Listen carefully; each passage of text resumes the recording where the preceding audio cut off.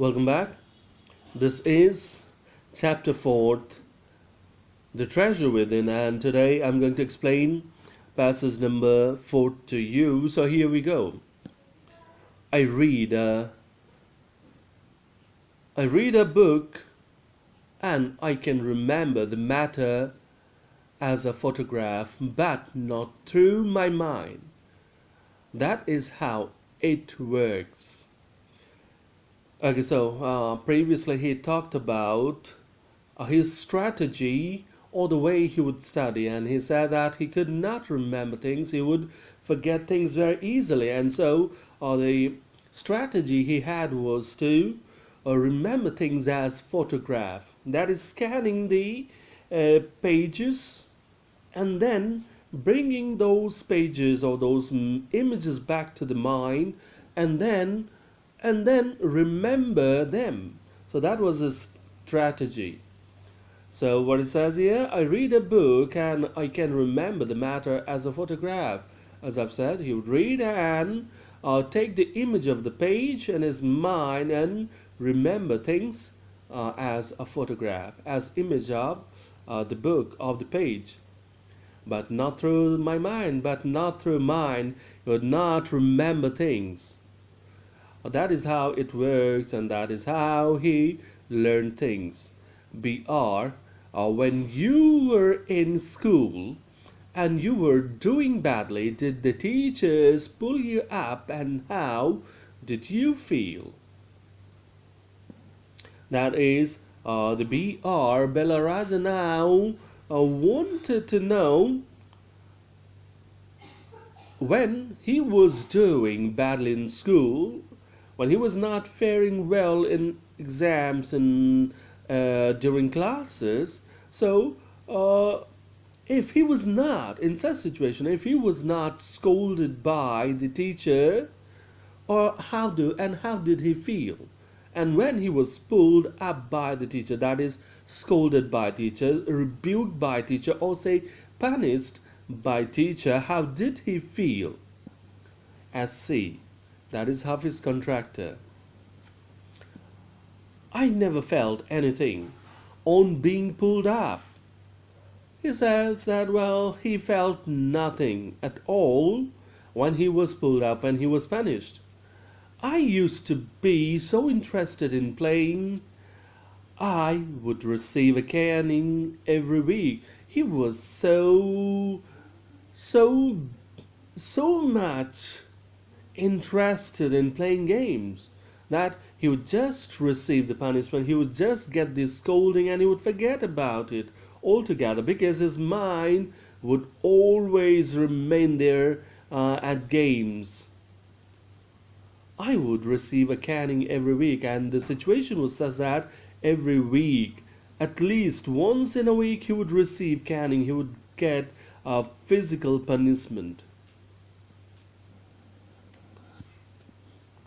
When you know that you had incurred the wrath of your teacher by not doing your homework or by behaving badly, when you knew you would get a caning, what was the state of your mind? Now she asked him that he knew that he would cause the teachers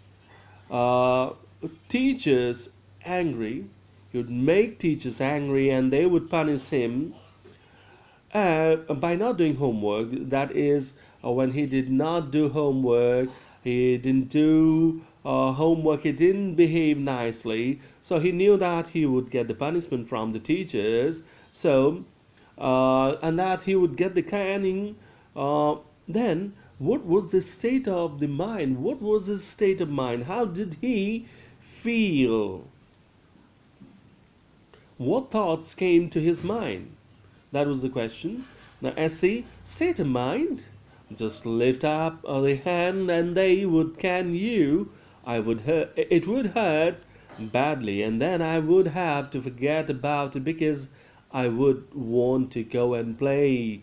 About state of mind, nothing in the mind, nothing. Mind was absolutely busy with games, at games, and he would just, as he would be called for punishment, as he would get the punishment, so there he would just simply lift his hand and the teachers would punish.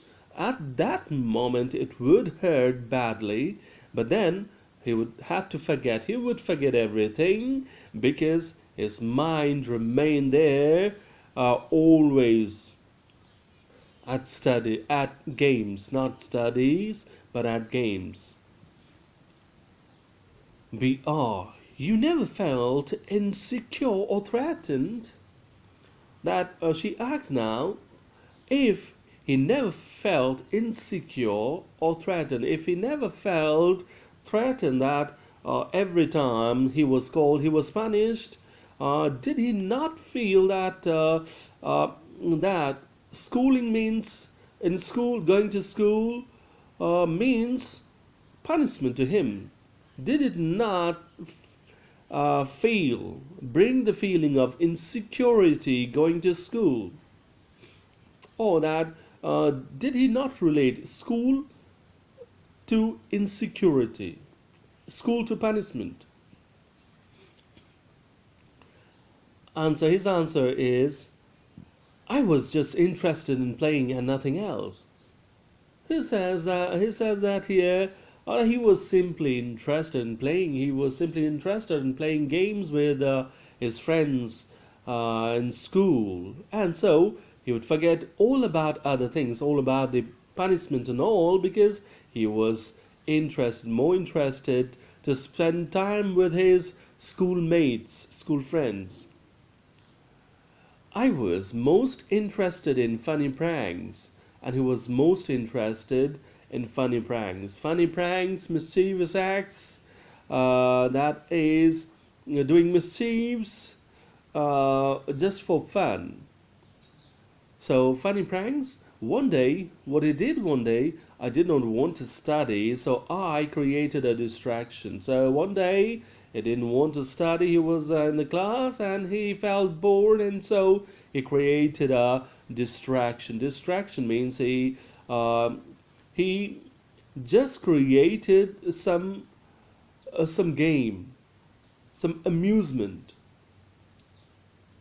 For 1 whole hour, we played chore police, and for 1 whole hour inside the class, they played chore police. Now he continues further and says, every Saturday we were allowed to go into town to see a movie. Every Saturday they were allowed to go into the town to see a movie. Maybe that it was residential school, and that's why it said that they were allowed to go into town to see a movie. So that was allowed. Movie was allowed every Saturday. So what I would do was have no lunch and collect money from 40 to 50 students and run and buy the tickets. So his duty, or say his assignment for Saturday, would be to have no lunch and collect money, ticket money from 40 to 50 students and run and buy tickets. On the way back, I would eat to my heart's content, and on the way back, that is in the stalls outside, in hotel, in restaurant, or the stall outside, he would have his lunch and he would have it to his heart's content. That is, he would have a lot and two until he was satisfied. So this is all for now. Thank you.